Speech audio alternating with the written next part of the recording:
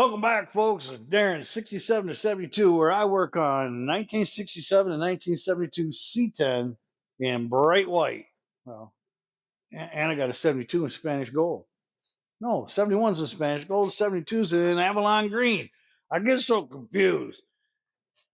How many of you guys last week and the week before were thinking, no, he's going to paint that bumper? He keeps saying he's not going to, but he's going to paint that bumper. Yeah, you're probably right. I'm going to paint this bumper. Anyhow, I haven't got the back done. I got ready to paint the back because I want to. Now I'm regretting it. You ever done something and you thought, why am I doing this? What was I thinking? Well, that's kind of where I'm at now. But it's going to be okay. Everything's going to be fine.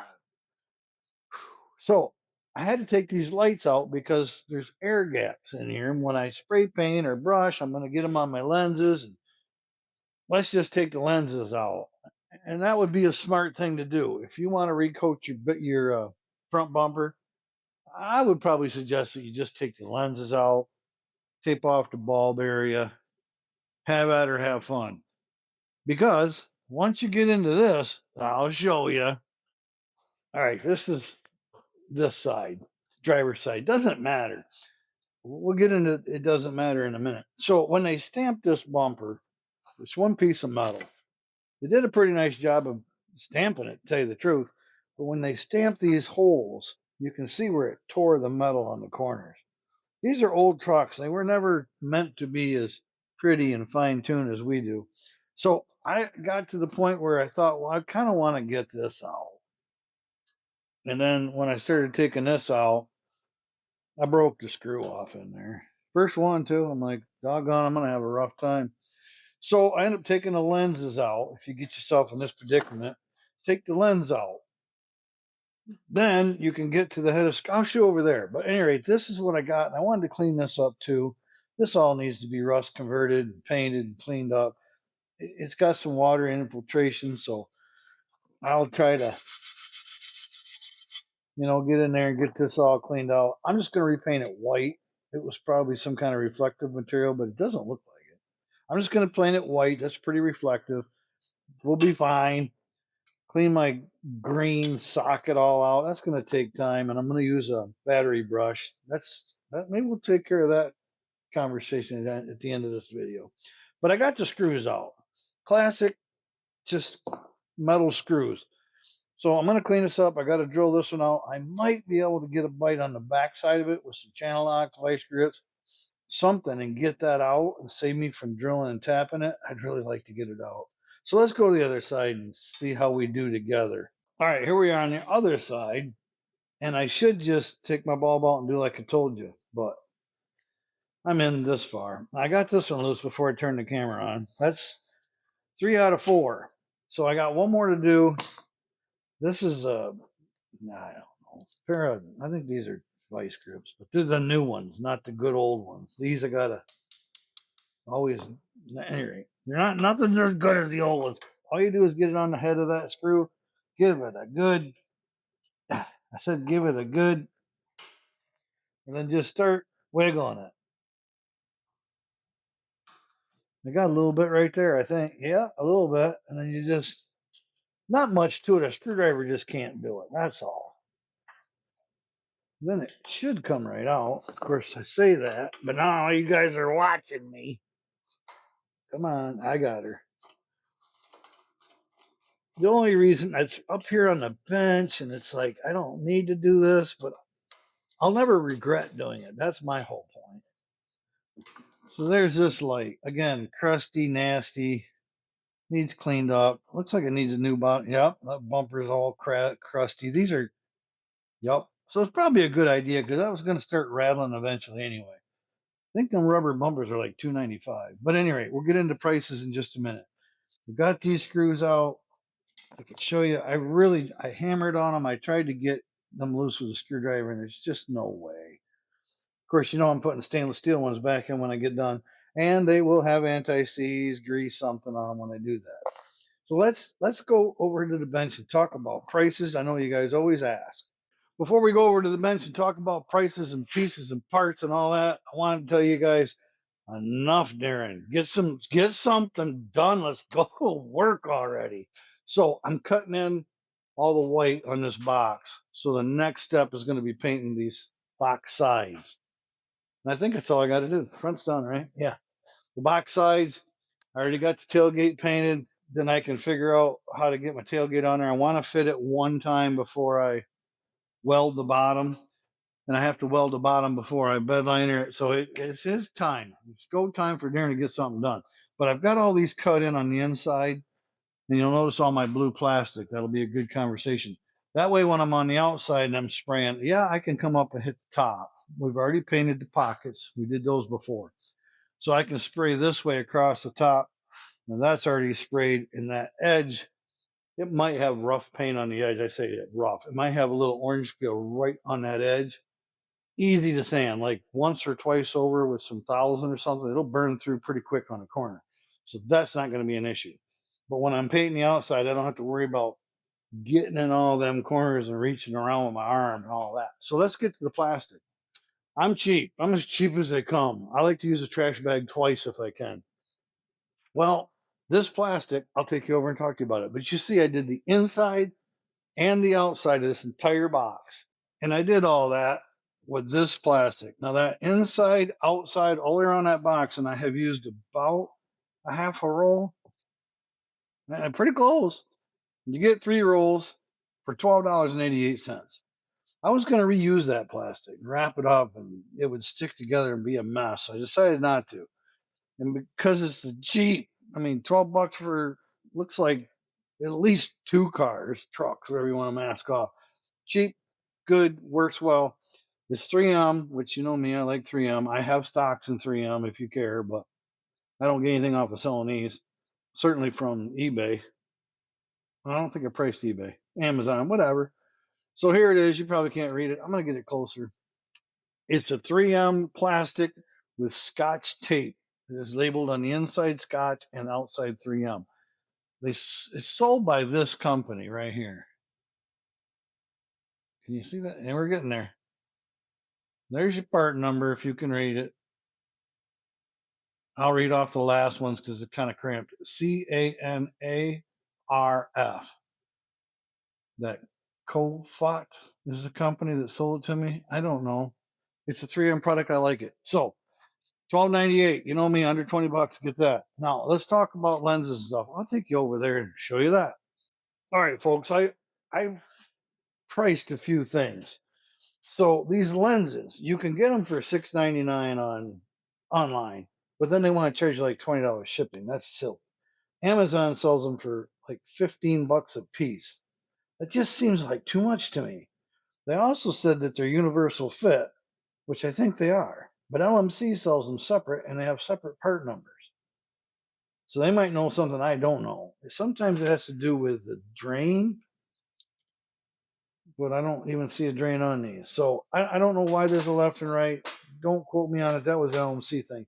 So speaking of LMC, $6.99 eBay plus shipping and handling. So that's going to be over $20. Amazon, $15 delivered. LMC, $8.49 each. So why not get new ones when you're making an order? The other thing is the gasket. Now these gaskets aren't broken, but as you can see, there's been a lot of water, got a lot of mold on them. I could take them home and clean them up and I don't know, maybe break it because it's like felt. I'm going to save it because you guys know someday I might, no, I'm never going to use it, but I'm going to save it anyway. Gasket, $3.18 at Amazon. If you want to buy the whole unit, that would be the lenses and the entire mechanism. I believe it, yeah, wire and everything. If you want to buy that whole unit, you can buy it online for like $50. $60 if you want LEDs on eBay. But if you want to go with a factory replacement, these are $48.25 for the kit, including the lenses. $50 a side. I think I'll clean mine up for $50 a side. I already bought new lenses anyway. So folks, this is where I'm at on the bumper. You see I got the box all cut in. So now I'm going to peel off just the outside. covering so I can paint that next. The box will be ready. Ready for fitting it. Anyhow, got my lenses set aside, got my bumper here. I'm not going to bother you with all the painting and everything. I'm going to flip it over and paint the inside first, get that curing. That way I'm not setting this on his face and messing up the paint. Now I'm going to repaint the outside too, take my stuff all apart. So that's what I got going in the shop this week. I got more coming. All right, folks, back on the bumper of the 1972 C20 in Avalon Green. This is one of them details I spend time on. I think's important. If you don't want to do it, skip this part. But this is the kind of thing I think people notice. It's this edge around the bumper. Now this bumper's folded metal. There's, I don't know, 1/16 of an inch, a couple millimeters, whatever you want to call it. It is all chipped up and dirty, and you think, well, nobody can see it because the bumper hides here and that hides there.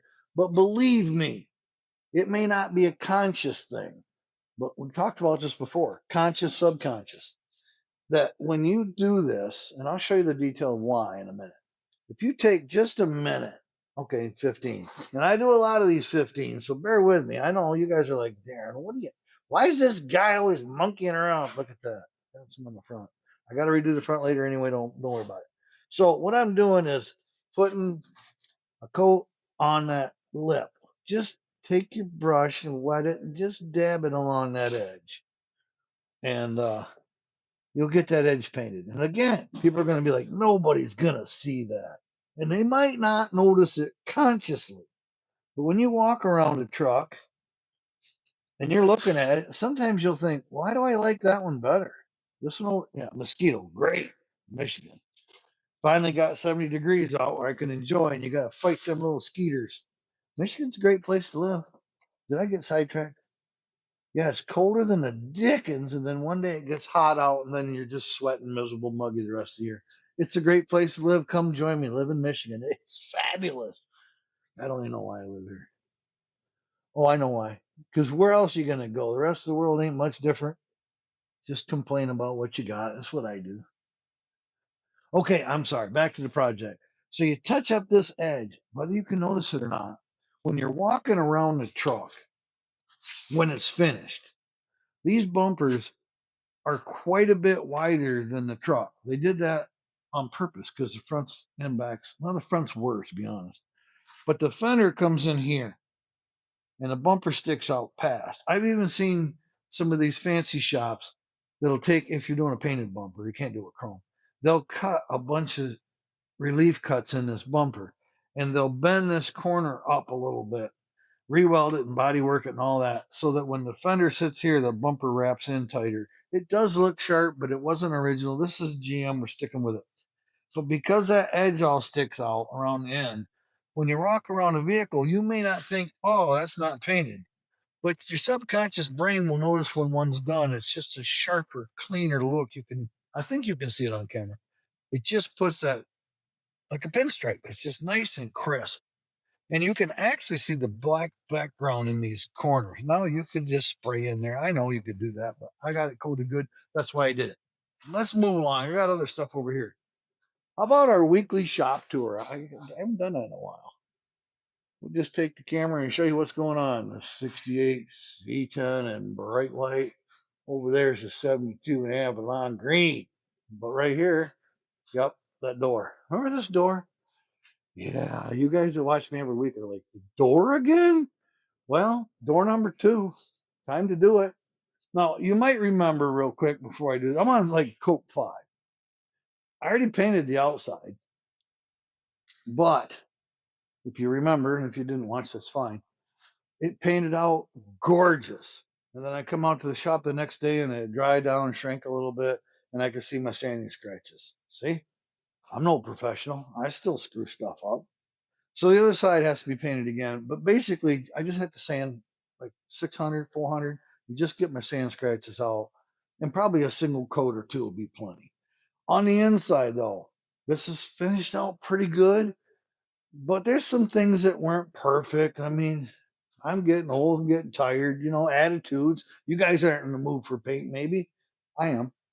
So when you have a little imperfection, and I mean a little one, and you're like, doggone it, that bothers me. I wish I'd have done a better job. If you put a couple extra coats of paint on, sometimes you can hide them.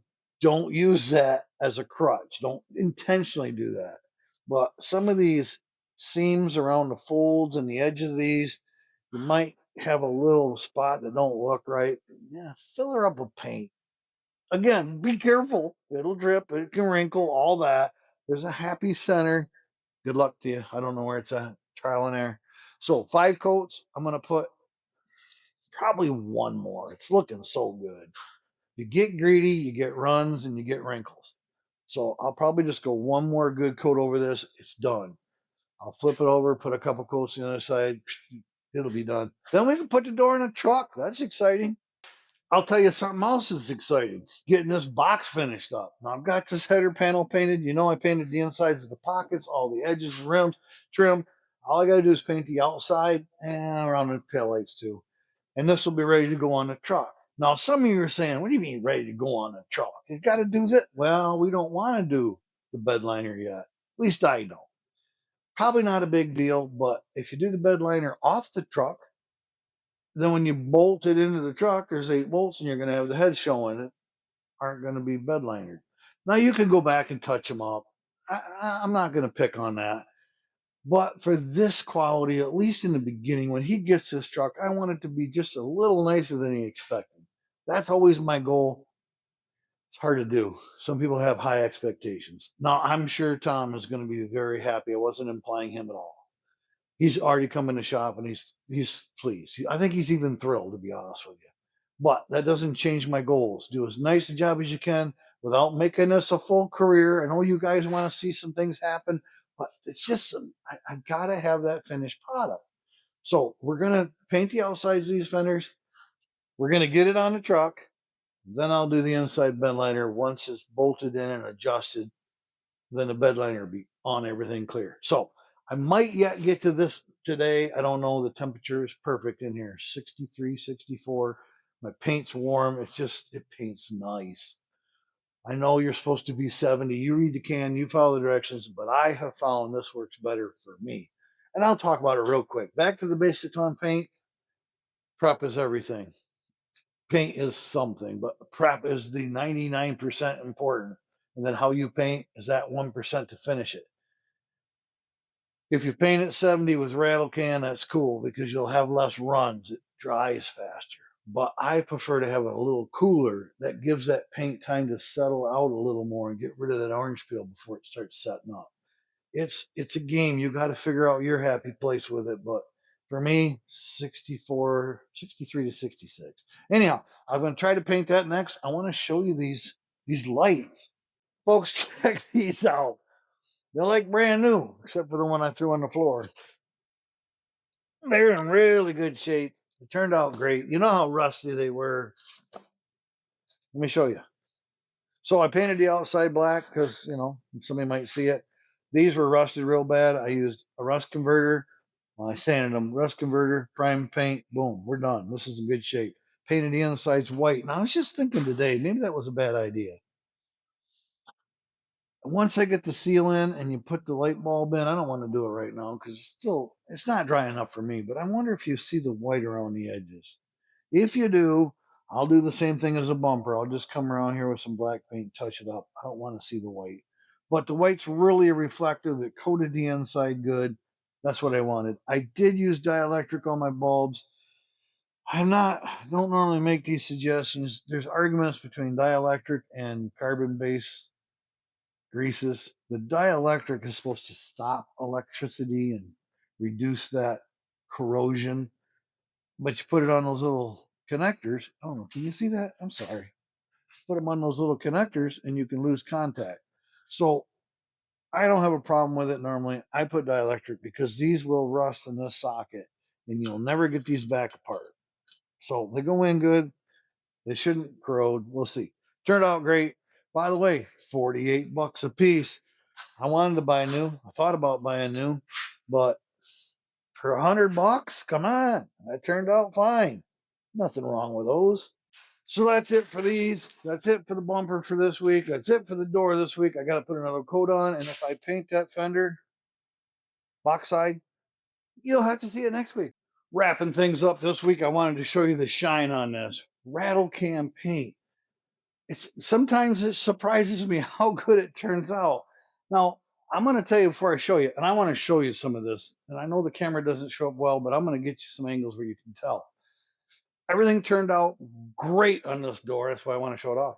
But I did have a little tiny gnat land in my paint up here where I don't think anybody's going to see it. I don't monkey with it. I don't play with them when they do that.